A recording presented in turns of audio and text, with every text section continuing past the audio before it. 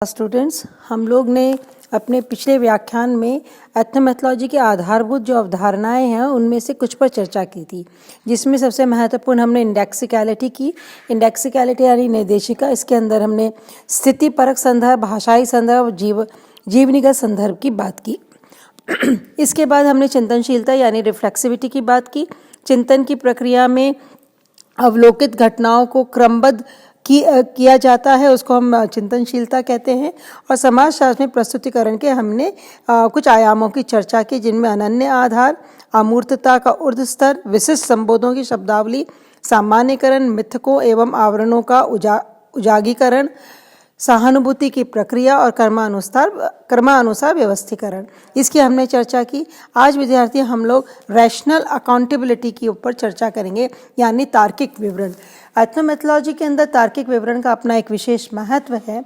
गार्फिंकल तार्किक विवरण को परिभाषित करते हुए ये कहते हैं कि ये वे तत्व हैं जिनका अवलोकन व प्रतिवेदन संभव है। यानी इन्होंने कहा कि तार्किक तत्व कौन से हैं जिन्हें देखा जा सकता है और उनको प्रस्तुत भी किया जा सकता है।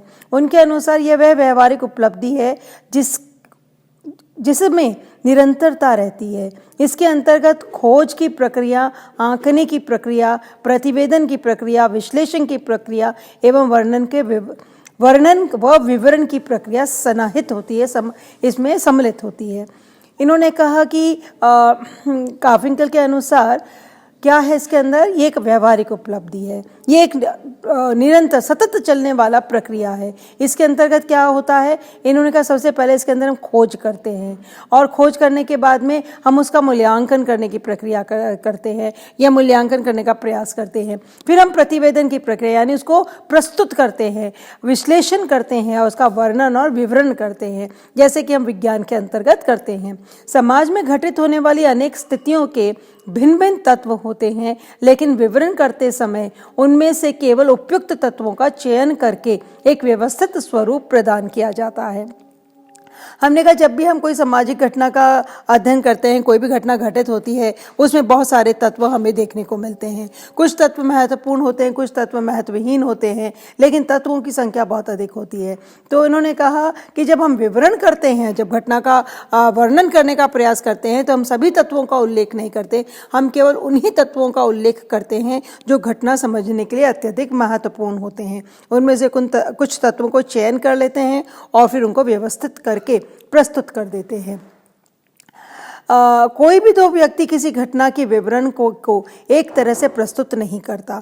व्यक्ति का प्रत्याक्षण चयनात्मक होता है। इस संबोध के उपयोग के माध्यम से समाजशास्त्री घटनाक्रम के तत्वों का तर्क एवं महत्व के अनुसार चयन करते हैं, जिससे कि घटना के अर्थ युक्ति युक्त व सार्थक रूप में प्रस्तुत किया जा सके। तार्किक विवरणिका के अंतर्गत क्रम एवं व्यवस्था के गुण आवश्यक है, जिसमें सहभागियों के साझात्मक ज्ञान का संदर्भ महत्वपूर्ण होता है। जब हम तार्किकता की बात करते हैं तो तार्किकता में प्रत्येक तर्क का दूसरे तर्क के साथ, प्रत्येक तत्व का दूसरे तत्व के साथ में तार्किक संबंध होना बहुत आवश्यक है। इन्होंने कहा प्रत्येक व्यक्ति किसी भी सामाजिक घटना को एक दृष्टिकोण से नहीं देखता, सबके अपने अपने दृष्टिकोण होते हैं और समाजशास्त्री जब उन घटनाओं का अध्ययन करने का प्रयास करता है तो वो उस दृष्टिकोण के से जो अलग अलग व्यक्तियों के अलग अलग दृष्टिकोण हैं, उनमें से उन तत्वों को निकालता है जो तत्व उसके घटना को समझाने में सहायता प्रदान करते हैं। और यहाँ पर ये संबंध जब वो तत्वों के बीच संबंध स्थापित करता है तो उन संबंधों के बीच में तार्किकता का होना बहुत जरूरी है। एथनोमेथोलॉजी के अंतर्गत यदि हम देखें तो सामाजिक घटना को वैज्ञानिक ज्ञान द्वारा एक निश्चित क्रम प्रदान किया जाता है, जिसमें कि उस घटना को समझा जा सके। पीटर बर्जर ने बताया है कि सामाजिक संसार का निर्माण अर्थ निरूपित करके किया जाता है। यानी जो भी सामाजिक, हमने कहा सामाजिक संसार जिसे सोशल वर्ल्ड कहते हैं, उसका निर्माण कब होता है, जब हम उसको कोई ना कोई अर्थ प्रदान करें। बिना अर्थ प्रदान करे social world can not be constructed. यह अर्थ वह अर्थ जो कि हम शब्दों के माध्यम से किसी सामाजिक प्रघटना को देते हैं, और ये अर्थ कैसे देते हैं? हम भाषा के माध्यम से अर्थ देते हैं। इसी प्रकार वस्तुओं को भी हमारे द्वारा अर्थ दिया जाता है। एथनोमेथोलॉजिस्ट की धारणा है कि जब तक किसी घटना का वैज्ञानिक तरीके से क्रमबद्ध वर्णन और विश्लेषण नहीं किया जाता, सामाजिक यथार्थ को पूरी तरह से जान पाना हमारे लिए संभव नहीं है। इसलिए घटना का यह क्रमबद्ध समायोजन करना अनिवार्य है। तो इस प्रकार हम देखते हैं एथनोमेथोलॉजी के लिए रैशनल अकाउंटेबिलिटी भी बहुत ज़्यादा महत्वपूर्ण है। चाहे एथनोमेथोलॉजी दिन प्रतिदिन की प्रक्रिया की बात करता है, दिन प्रतिदिन के घटनाओं के अध्ययन की बात करता है, लेकिन वह इस बात पर भी जोर देता है कि इसका वैज्ञानिक अध्ययन किया जाना बहुत जरूरी है। इसके बाद हम देखते हैं कि एथनोमेथोलॉजी में प्रैक्टिकल सोशलॉजिकल रीजनिंग पर महत्व दिया है, व्यवहारिक समाजशास्त्रीय वर्कना पर महत्व दिया गया है। इसके अंतर्गत इन्होंने हमें 3 बातों पर जोर दिया है: दिन प्रतिदिन की घटनाओं का मनन करने की क्षमता, स्वयं के अनुभव के आधार पर घटनाओं को वर्गीकृत करने की क्षमता, घटनाओं का तार्किक विवरण प्रस्तुत करने की क्षमता। ये तीनों मिलकर प्रैक्टिकल सोशलॉजिकल रीजनिंग का निर्माण करती है। गार्फिंकल के अनुसार सामाजिक क्रिया के भागीदार व्यवहारिक समाजशास्त्रीय ज्ञान का उपयोग करते हैं।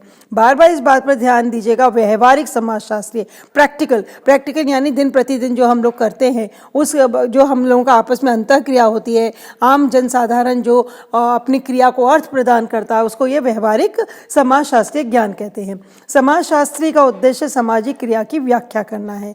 यह वह